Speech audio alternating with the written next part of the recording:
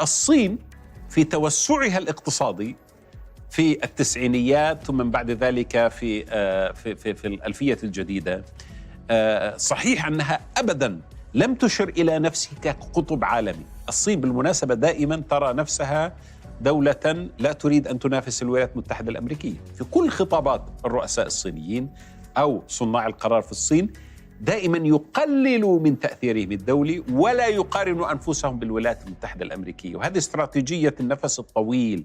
وكنت قد قلت لكم في الحلقة الماضية أن الدول ذات التاريخ تتميز بعمق استراتيجي وصبر بعيد المدى أبعد بكثير من الدول ذات التاريخ القصير.